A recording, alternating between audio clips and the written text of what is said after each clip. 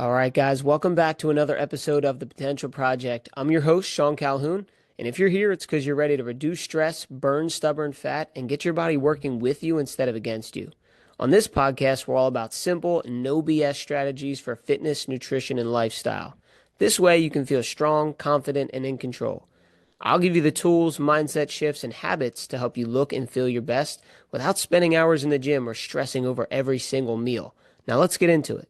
Welcome back, guys. Now, if you've ever felt like you're falling short or not doing enough for your health and fitness goals, this episode is made for you. In this world, there is so much advice out there. I mean, we all have social media, we have access to the internet, to podcasts. The information's out there, right? We're talking about eat organic, eliminate plastics, get 8 hours of sleep, hit your 10,000 steps, make sure you meditate, do a cold plunge in the morning, take your supplements, track your blood sugar, and on and on and on the list goes of things that we can do to improve our health. And that's what we're going to talk about today, because there's literally thousands of habits, swaps, and different standards out there. But here's the truth: you can't do them all. And that becomes very overwhelming.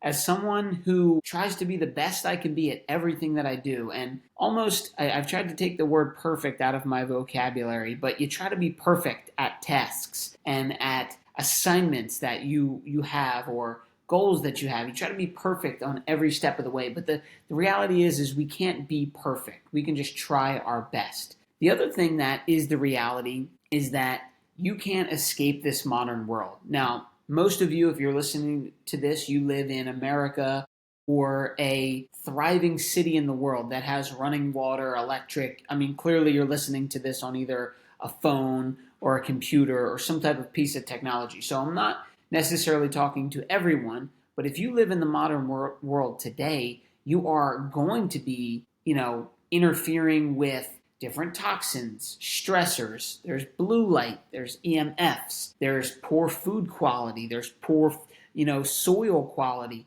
and things like burnout. These are all real scenarios that you're going to deal with on a daily basis, right? But your job isn't to just live in a bubble and have all these perfect routines, to have this perfect bill of health. Your job is to build resilience. And so that your body, when it comes in contact with these different toxins, with blue light, with EMFs, you can take control of that, and your body can fight off all of these things that are hitting it, right? It's like a filter, right? Your body absorbs these things and kind of filters them out. But our goal is to take control of how much our body needs to filter these things out. So it's a double-sided sword. It's let's limit how many toxins and how many things are affecting our body in a negative way, while also building the resilience for our body to handle the load of those things. And then in turn, we are able to live a healthy life, which is what we all want, which is what we're all here listening and working to do, so that we can go to sleep at night and feel refreshed, so that we can go about our day and not be in pain, so that we have the strength to pick up things and do all of the things that we wish to do on a daily basis, so that we are in a good enough mood to deal with other people and to collaborate and to have good times with our friends, our family, and our coworkers. That's what we're here to do. So it takes that double-edged approach of limiting how many toxins and stressors we're exposed to, while simultaneously building up the resilience to handle the stress of our modern world. Now, the part of this that comes into play, which is huge, right, is understanding, number one, we can't be perfect, but we do have to control the controllables and build up the different habits and standards and things that are in our control to suit us to be more resilient. But the first thing that comes into play is our mindset. If your mindset is not in the right space, it's going to be very hard to do these things and to compound our efforts and to do it over a long time. So the first thing that we need to get across is that health is an infinite game, right? There are finite games and there are infinite games. Now, a finite game is like a lot of sports that you might play or you might see being played. There is a goal, right? There is an end point, and you win or lose. For example, in baseball or hockey or basketball, whatever sport you like to play, let's say baseball, there are 9 innings. The objective is to score runs. At the end of those 9 innings, whoever has more runs wins the game, and then it's over, right? That's a finite game. Health is not like that. It is completely opposite. It is an infinite game. There's ongoing evaluation, there's mastery over skills and over knowledge, and there is depth. There's huge amounts of depth that you can encounter. It's like wisdom, but for your health. So your health is never done, right? It's something that you live into instead of it being complete. And I say this all the time, and it seems so simple and so common sense, but it's worth repeating, is the fact that we're all going to die one day. Our biological human bodies will not exist at a certain point. The goal is to be able to operate in this life until that time comes. You see a lot of people at whatever age, they become ill, they become sick, they become incapable of functioning on their own. And they might be alive for 5, 10, 20 more years, but are they really living? Right? They might be laid up in bed. They might not be able to walk. They might not have the stamina or the physical ability to do many things. They might be reliant on oxygen. And again, some people are hit with disease and unfortunate circumstances. And I'm not saying this for everyone, but what I am trying to say is that if you're a living being, your goal isn't to lose 10 pounds by summer. It is to live in a state where you're in control while you're still breathing. And then when we pass away, that's another story. But who would want to, let's say you live until you're 90 years old, and at 70, your health declines so much that you're reliant upon medical care and assistance, and you need someone to help you for those last 20 years.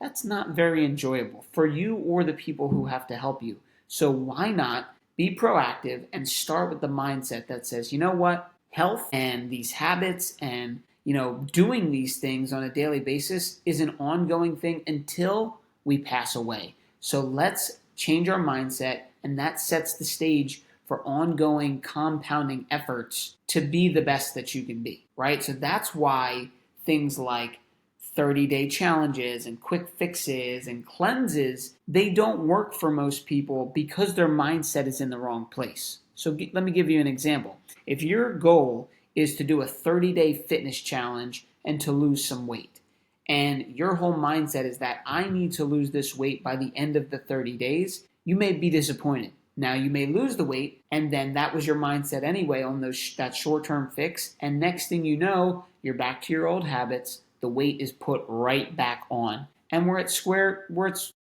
ground zero. We're at square one. So that went nowhere. That 30-day wasn't even important. But if you shift your mindset and you have an infinite game mentality of health is ongoing and it's building upon itself, and there is a lot of evolution to our health, and you are still doing the 30-day challenge with the person who had the other mindset, your thought is, you know what? This would be like a good kickstart. This will be a good reset for my gut. I really need to give my gut a break from sugar and inflammatory foods and dairy. And you take those 30 days to like reset your system so that you can catapult those results into further action, better feeling, more health, more vitality. That's a whole different story. Both people did the 30-day challenge. One person was looking for weight loss and to solve all their issues in 30 days. The other person was just using it as a way to maybe stay more disciplined for a short time period and catapult the results into the future, understanding that they're never going to stop anyway. One person is very satisfied, one person's maybe satisfied for a little bit and then kind of frustrated that they're on this hamster wheel. So first thing is the mindset of an infinite game. Another thing is that I've found through the clients that I've coached over time, the most successful clients I've worked with, they don't try to do everything at once and they don't try to do everything perfectly. But what they do is they commit to doing the right things consistently. Back to what I said in the beginning, there are tons of advice out there. There's tons of habits and, different tricks that you can do, health building attributes and cleanses and challenges. It's all out there. All the information is out there. But what it comes down to is there's not too much that comes into play when it takes to build a healthy, resilient, vital body and probably achieve the goals that you're looking for. right? If we boil it down, we need to protect our health. We need to heal our body. So we need to listen to it, which means we need to eat real foods. Whole foods always come over everything. We need to prioritize sleep. What can we do to do that, right? Get into bed by a certain time. Wake up and get some sunlight.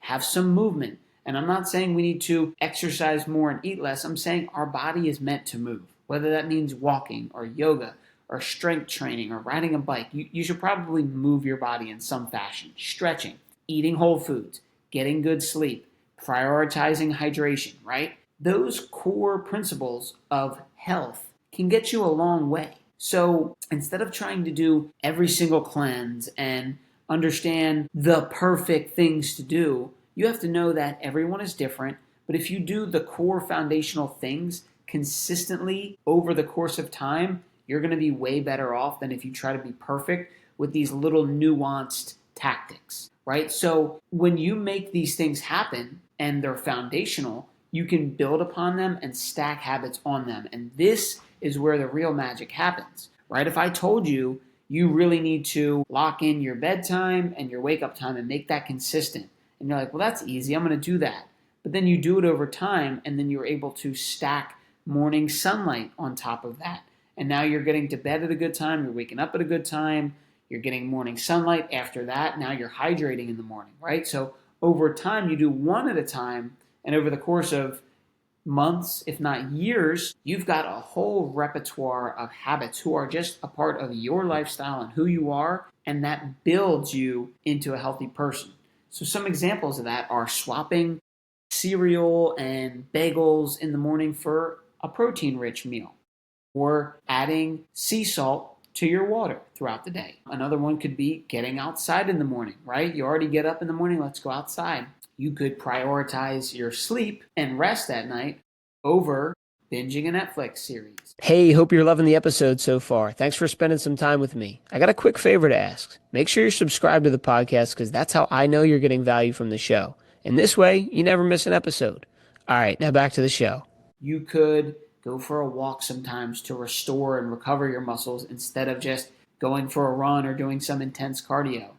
And another big one is you can replace toxic self talk with some empowering thoughts or a good, empowering conversation with a friend, right? So that's how we can start to stack your habits in your favor, but it all starts with the foundational you things that you can do and you can build confidence on and learn to listen to your body and understand how it's improving your health, which are things like your energy, your sleep, your mood, right? If you are just doing one thing and you're noticing those improvements, it's going to be more encouraging and you're going to build momentum to continue that habit rather than saying, all right, here's these 12 habits that are going to lead me to be so healthy, I'm going to do all of them. No, that sounds cool, that sounds exciting, but what doesn't sound exciting and what works is taking the few things that you know you're in control of, doing those on a very consistent basis. The point of this whole call, and kind of what I wanted to get to now, whole call, not a call, podcast. Either way, you get what I'm saying, is the whole reason for this was my thought of controlling what you can and letting go of what you can't. Like I said in the beginning, there's a million habits. There's also a million things that we're being hit by, stressors, toxins, different things from our modern environment. That can become overwhelming. So if you're someone who really wants to try hard at becoming healthier and building vitality and resilience, you're like, oh my God, I have to eliminate all of these things and I have to have all of these habits. Well, that's going to drive you up a wall. But what you can do is say, you know what am I in control of? Let me master that, and then let me let go of the emotion of the things that I cannot control, right? So there's going to be parties, there's going to be events. So you're not going to always eat clean at every event. There might be nights where you only get 5 hours of sleep, and you're going to forget to hit your steps some days. That is okay. That doesn't erase all of the reps and all of the effort that you've done over time and that have compounded in your favor. But what matters, though, is how you respond, not how perfect you were, right? If you're someone who, goes to a birthday party and has a piece of cake, but overall, for the majority of the time, you're eating whole foods, you're getting your steps in, you're drinking your water, that's not going to matter. But if in your mind, you're like, oh my gosh, I ruined everything, right? That's gonna wreck your progress. That's gonna wreck your mindset and your habits. So that's not a healthy way of approaching it, right? Building health is about becoming a type of person, not achieving a number on a scale or a number on the chart. And I'll tell you exactly what I mean. I know you all have a family member, a friend, or someone who you know when you see them or when they do something, you're kind of like, oh, that's just Sally, right? Maybe Sally parks further away and walks into the grocery store, or you had a party, or you had friends over, and Sally comes, and you kind of know that Sally's gonna get the grilled chicken instead of the cheesesteak, but you've expected that from her because that's what she's done for a long time, and that's just who she is, right? That's what I mean about becoming a type of person. When you stack these habits and you control what you can control and leave the rest to kind of go by the wayside, right? You're building confidence, you're taking control over your life and not being a victim. You become the type of person who is healthy, and by default, you get the results you want. Maybe it's a number on the scale, maybe it's a physique, maybe it's some lean muscle, maybe it's lowering your blood pressure or your cholesterol numbers. All of those things will start to go into your favor when you become the type of person who is healthy. And back to the Sally example, you don't know of anyone where, let's say you have a gathering of friends and family, and that relative, Sally, comes over, your cousin, and you're like, oh, that's Sally. She's 140 pounds. You don't say that. You would say, oh, that's Sally. She's healthy. She usually does that, right? Because she's the type of person who leads a healthy life, not the type of person who is a number on the scale. And I know we all are fixated on achieving a certain number so that when we hit it, we'll feel good about ourselves finally. But the reality is that's not going to make you feel good. That's not going to solve your problems. You might feel good at first because you worked hard and maybe you were able to burn some fat and achieve a number. I'm not degrading that. That's hard work. That is what it is. But what I'm trying to say is what you really want isn't that number on the scale. What you want is to, number one, feel good, have energy, sleep well, be in a good mood, have high energy, and be someone who people want to be around. And number two is be the person who's in control of their life, not just, being tossed around by their emotions and by life. So, for example, if you're someone who controls what they eat because they know what matters to them, you control which type of friends and people you're around because you want to be around good energy people, you control how you spend your money because you value that, like you're someone who takes control of their life, that builds confidence, that breeds energy. That's what we want, not the person who says, you know what, well, I'm here, I have to have the piece of cake, or, screwed up in the morning, so I might as well have the pizza and the cheesesteak tonight. That person is just allowing the circumstances in life to control them. That leads you to feel regretful, to be angry, to have remorse, and then you kind of live this cycle over and over again. That's not fun. But imagine living the life where you controlled what you eat, you control what you consume and what knowledge you learn and the people you talk to and your surroundings. When you do that, that is so empowering. You feel like you're on top of the world. And then on top of it, because of those actions, you sleep well, your energy's well. All of those things are in alignment. When that happens, none of this other stuff will matter. You'll be in control, you'll be feeling your best, and you won't need to listen to all the noise in the world. So again, not to harp on it, but it's so important. Control what you can control, let go of what you can't. So, what are some takeaways? What are some things that we can do? Because, like I said, it's all about learning and then taking action upon that if it hits home with you, right? So, what's one area you can control this week? How can you raise your standard in that area? Let's say it's your morning. You know that in order to eat a healthy breakfast or go to the gym or get outside in some sunlight or hydrate properly, or even if it's just stretch, you know that you might need to wake up a bit earlier. So let's say you set your alarm for 15 minutes earlier, and that's something that you can control. Don't try to do the full hour. Don't try to jump ahead 2 hours earlier because it's not going to happen. Your body isn't used to that yet. So if you typically wake up at 7 and you eventually want to get to 5 a.m. so that you can get a workout in, make your breakfast, take a shower, and then get to work, start by setting your alarm for 6:45 instead of 7. That's something that you're in control of. You can do it tomorrow. There won't be a big change. You're not going to miss that sleep, but what you will get is confidence. You're going to build the momentum and the trust in yourself that you're the type of person who holds their word. Because you're like, okay, I could do 6:45, and you do it, and then you do it the next day, and then you do it a week in a row, and 2 weeks in a row, and a month in a row. You're gonna be like, man, I could do 6:30, and then you do 6:30. And I know this sounds drawn out, but it's not. Life happens quick, promise. Right? You're gonna blink your eye, and it's gonna be another year. We don't want that to go by without taking these steps. So, what is something you can do? That would be something that I would say is very productive. But you know your schedule, you know your life, and you know the small step that you can take in the right direction. Now, what's important with this is to focus on consistency over making things complex. You don't need some drawn out routine. You need one little thing that you do over time. And then another thing is to keep track of it. Keep a wins list, whether you have a journal, something on your phone, where you can track improvements that are beyond the scale.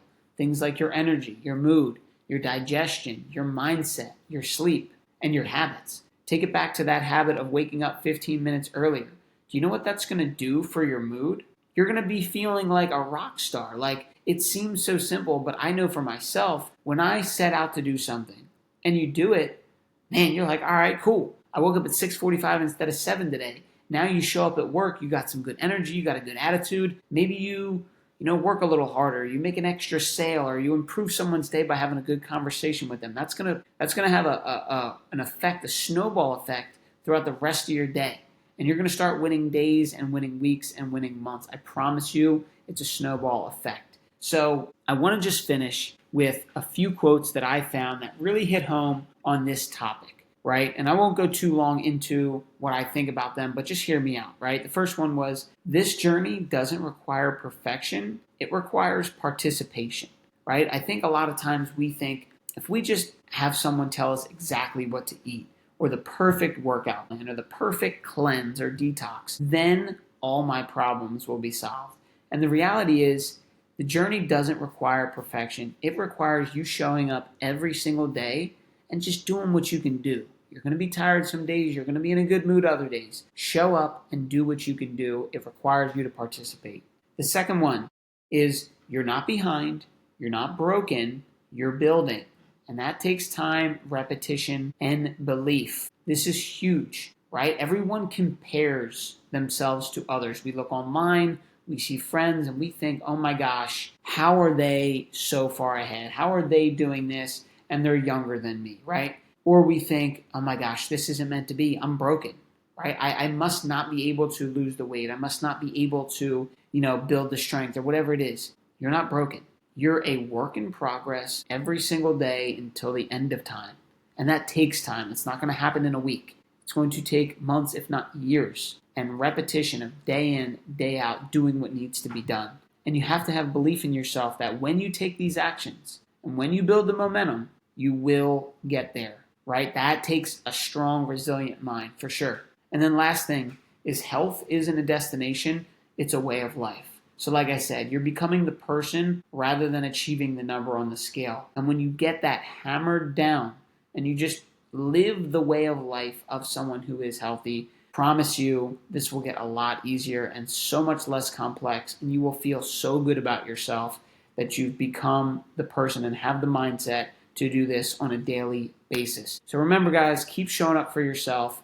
And if this landed with you, share this with a friend, take action on it, and let me know how this resonates with you. I want to hear your feedback. If there's anything that you've gotten from this that really hit home, I would love to hear about it. So I will see you guys next week. Hey, thanks for spending some time with me on today's episode. I hope you got a ton of value from it. If we're not connected on Instagram yet, let's change that. Hit me up at Sean Calhoun _. That's SEAN Calhoun _. Shoot me a DM. Let me know what you think of the show, or if you got any questions about how to level up your health. I'd love to hear from you. Thanks for tuning in. I'll see you on the next episode.